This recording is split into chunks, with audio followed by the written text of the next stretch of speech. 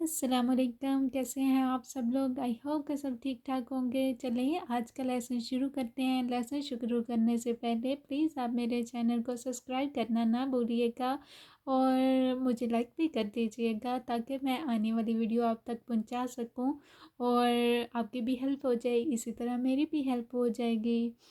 चलें आज का लेसन शुरू करते हैं।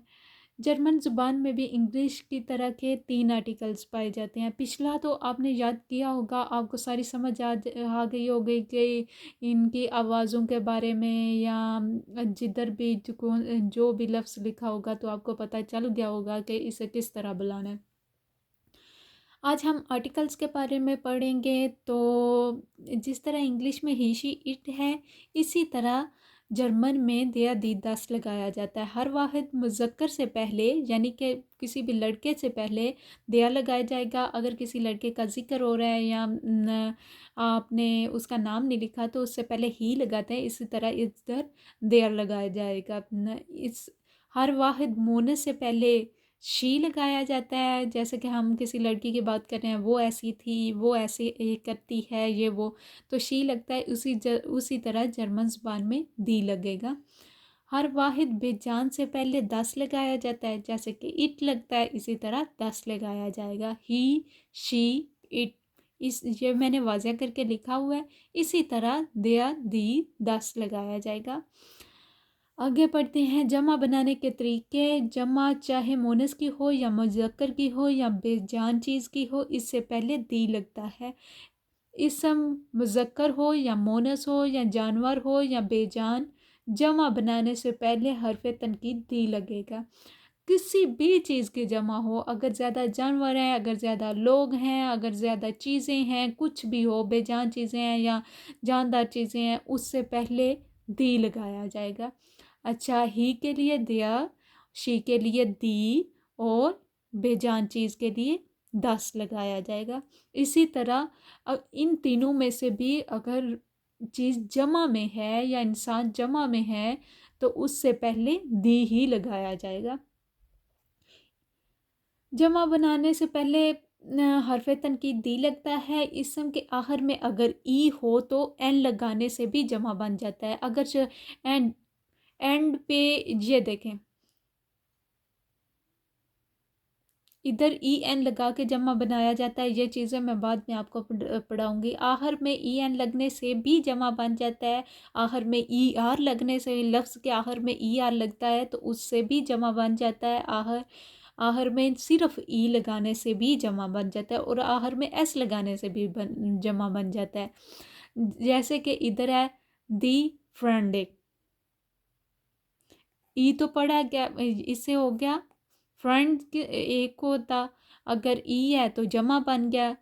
ये इधर भी शप्रेहन दी शप्रेहन, और इससे ये है कि ये ई एन लगा है, इधर भी ई आर लगा है। बेबी, इंग्लिश के जो भी वर्ड आएंगे इधर जो सेम बोले जाएंगे तो उसके एंड पे एस ही लगेगा। जैसे कि फ़ोटो, एस लगने से ही फ़ोटो, जो इंग्लिश में भी फ़ोटो ही बोला जाएगा, बेबी को भी इंग्लिश में और जर्मन दोनों में बेबी बोले जाएगा। तो इसका भी जमा बनाने के लिए एस और इसका भी जमा बनाने के लिए एस लगेगा और इसमें हरफ तनकीद दी ही आएगा। आगे पढ़ते हैं। वर्ब, जो भी इंसान कर सकता है इसे वर्ब कहते हैं। इसकी 3 किस्में होती हैं। जो भी हम काम कर सकते हैं, जैसा कि हम सोते हैं, उठते हैं, खाते हैं, पीते हैं, जो भी हम कर सकते हैं वो उसे कहते हैं वर्ब। तो वर्ब की 3 किस्में होती हैं। नॉर्मल यानी कि नॉर्मल, नॉर्मल, नॉर्मल। आगे है गेमिश्टन, गुमिश्टन वर्ब ये भी है। और काबिल तकसीम जो होता है टर्न बार, काबिल तकसीम, इसकी 3 किस्में हो जाती हैं। ओके, जिस वर्ब के साथ शुरू में गे आएगा इसका मतलब है कि ये काम हो चुका है। जिस वर्ब के साथ शुरू में जी यानी कि गे आएगा उसका मतलब है कि ये काम हो चुका है। Z E R, V E R या बी ई, लगाने से फ़ेल माजी की शक्ल इख्तियार कर लेता है। अगर ये लफ्ज़ के आखिर में लगाए जाएंगे तो ये लफ्ज़ माजी में जो भी काम हुआ है वो माजी में हो चुका है ना, तो वो माजी की शक्ल इख्तियार कर लेगा। फ़ेल अम्र, अमर जर्मन ज़ुबान में फ़ेल को शुरू में लाने से फ़ेल अमर का जुमला बन जाता है। क्या आप जर्मन बोलना जानते हैं? स्प्रेहन Sie Deutsch? क्या आप जर्मन बोलना जानते हैं? इसका मतलब ये है। और अगर वर्ब को बाहर निकाल दिया जाए, जैसा कि वर्ब उसे कहते हैं कि जो भी चीज़ जिस पे काम हो रहा होता है या जो कर रहे होते हैं उसे, जैसे कि बोलना, तो वर्ब है तो उसे बाहर निकाला जाएगा तो वो सवाल बन जाएगा। फेल नहीं बनाने के लिए मुज़क्कर से पहले खाइन और मोनस से पहले खाइने लगाया जाता है। खाइन का मतलब है नहीं, कोई नहीं, और मोनस से पहले खाइने नहीं, ये भी खाइन और खाइने यानी कि जमा और मोनस और मुज़क्कर के लिए ये लगाया जाता है। तो यहाँ तक का, हाँ इससे आगे भी है थोड़ा सा। मैं एक बाल पॉइंट नहीं रखती हूँ।